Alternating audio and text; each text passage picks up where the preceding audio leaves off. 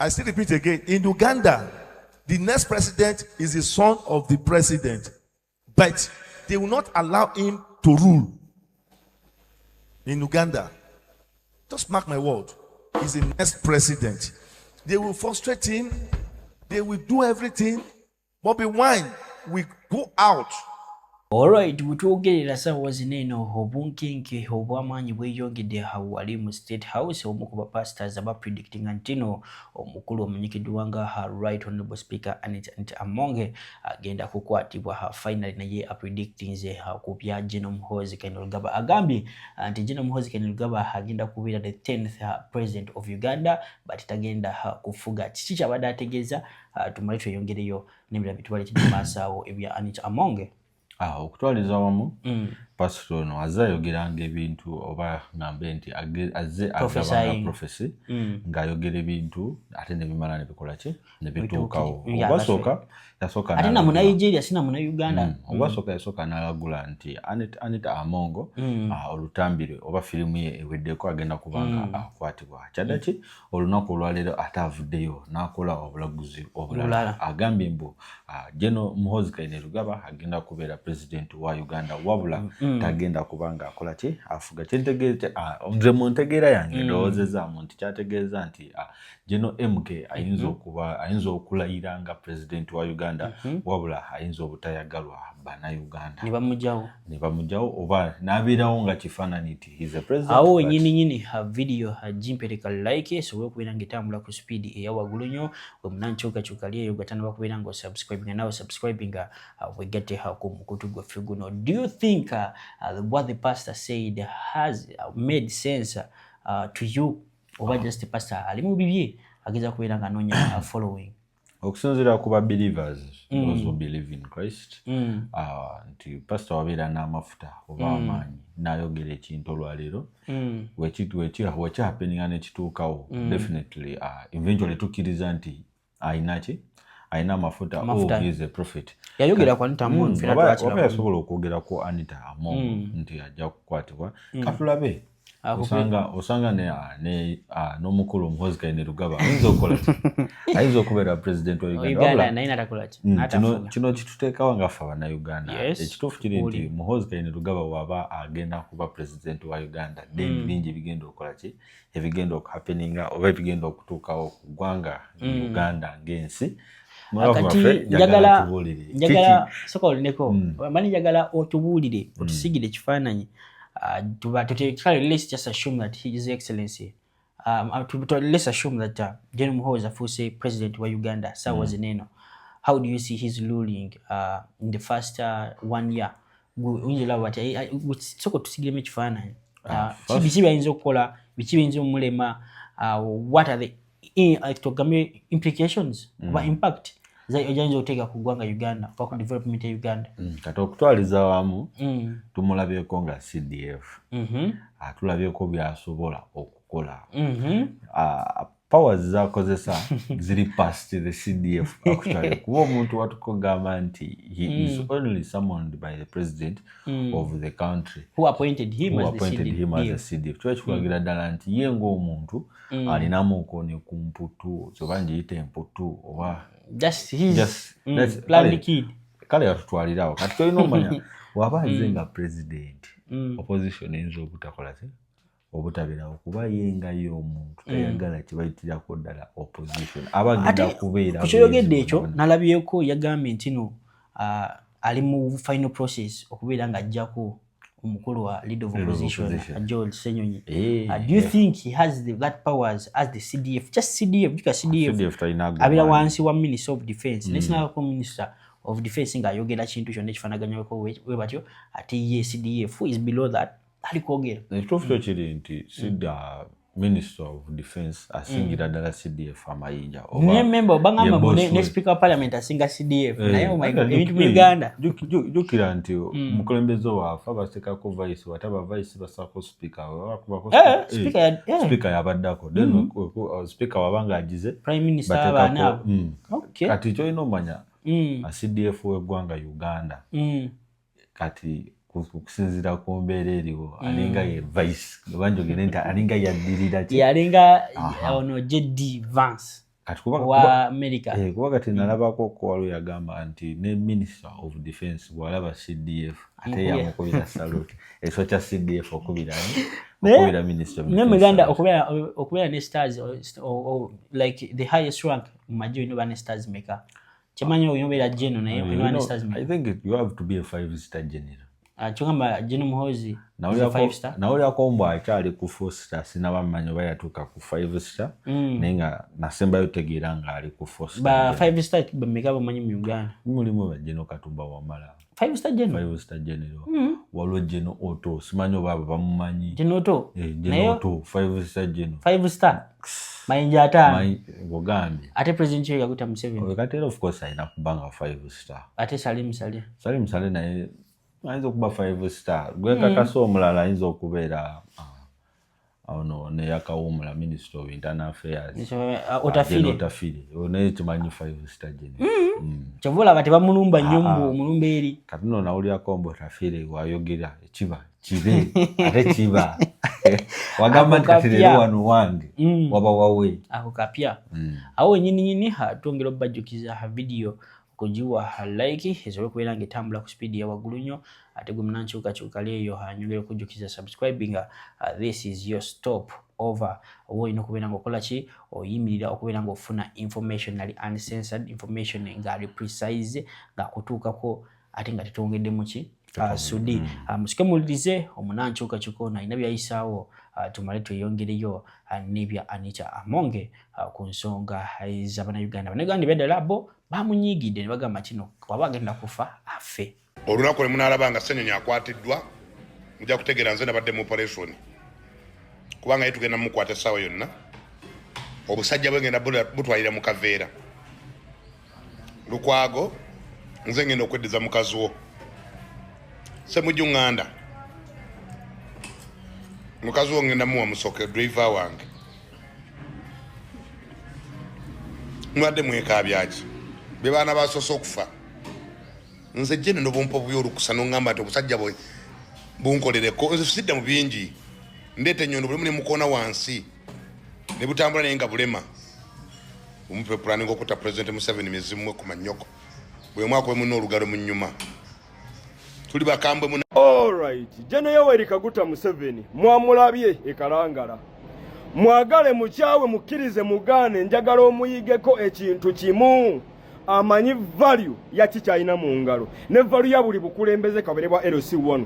That's why yakwata ne mundu naseka mu kaluka abavubuka nga tabera kibasosala mu society abavubuka tuveyeyo ekalangala bye bimu ne byaffe wane byali ekawempe wasagirinya Muhammad na lukola wali jasinde kalangala kulika kagambo mbu naye wano Saginya Muhammad yawambibwa natulugunyizibwa nattibwa Saginya Muhammad yatemulwa mmanyi oyinza obutantegeera si buzibu bwange abamanyi valu ya kike tuli mukulwa n'abatono muffe ate gwe tuli mukono kijjako atimanyi nnyo era mutegefu okukola buli kimu era that's why bangi muffe tukyayina empisa we are disciplined tukyayina discipline muzimu kukola valu zaffe nkimanyi muli mu discipline mweri naye ekoze for the last 5 years so wakola mujino myaka 5 giddako n'emyaka 2 obe 10 simanyi nkyobadde discipline webange eri mu kunoonya buyinza tisobola bufuna kubanga discipline tegeza kabuntu ak'obuntu bamala otirimbula Saginya Muhammad bali bategefu otirimbula Nalukola oba ne okufuna ekawempe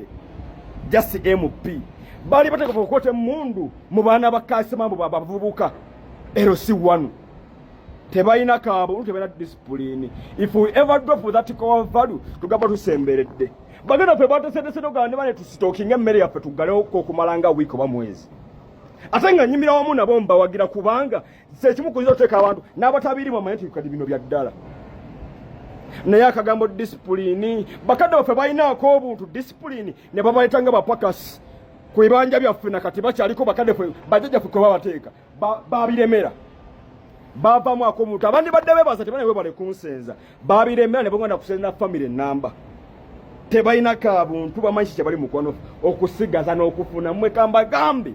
We have to stay focused. Number 2, we have to drop the discipline value.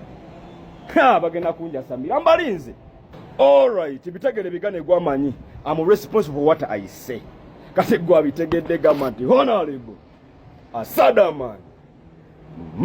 Alright, nga tubitadde ku mabbali Abannayuganda bo bekyanze abagambye nedda Right Honorable Speaker Anita Among ono nga ye former speaker wa parliament eya 11th parliament wano mu Uganda bagambye oba afe anti no naye atulugunyiza nnyo Abannayuganda mbuye kenyini yali talina masse era mu parliament yali abantu abali mu kubeera nga bamulwanira ssaawa zineeno. Imagine mbu abantu abali mpira nga bamulwanira ssaawa zineeno byayisangamu egaali ba Honorable Ssemujjunganda Honorable Muhammad Nsereko Joel Ssenyonyi awamu n'abalala naye aba NRM bonna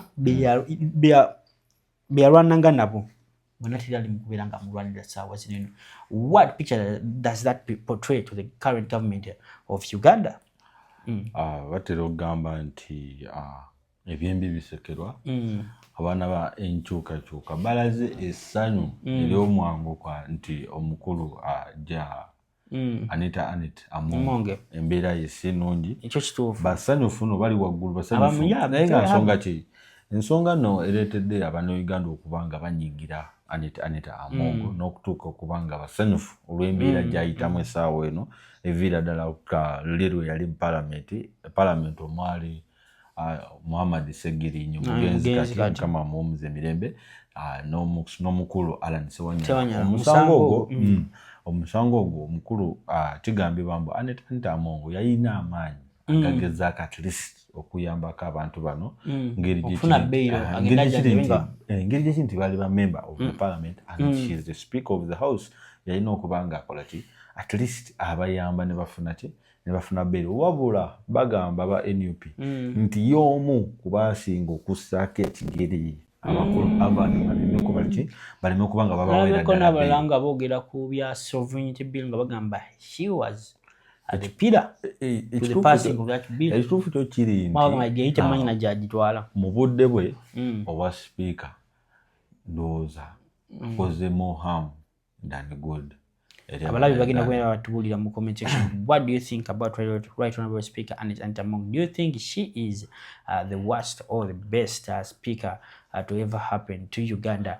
Naye abagala Anita Among ndowooza bamusabire kuba omukyala simanyi babamumanyi amwita Lady Winnie avuddeyo n'akakasiza ddala nti alina blood clot. Ate blood clot esologenda mu bwongo ne kuwa Exactly. stroke. Kati blood clot eyo yemuviiriddeko okubanga obulamu bwe bukakana oba health ye edeterioratingira ddala era ekirungi oba amawulire amalungi nti it's treatable basobola kukola ki Naye at the same time it is also unpredictable ntino ekisobola okutwala ni tewalaba ono Lion of Mogadishu Lokech bagamba naye yafa blood clot tuli awo Nyerere yafa blood clot twali tuya Katoluwama yafa blood clot gamba bangi abafudde blood clot bangi nnyo betulabye ku Anita Among ndowooza yetagira ddala essaala naddala abannabukedde okuba mwatu abakoledde Abanabukedea.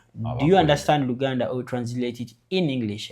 What we say or what we are saying right now is that for you to gather your prayers, so actually, and you start praying for your woman MP, that is none other than Anita Among, who was unopposed by the way, and pray as much as possible to pray for her because her condition is not so good. worrying. Not so worrying. I also go get the roof Uganda. It's so worrying. Yeah, it's so worrying. The health is so worrying. Health is so Worrying. It's in a critical condition. We don't know if she can survive. You all know the repercussions or the consequences of a blood clot. Mubirenga mu musabira muteke musala zamwe.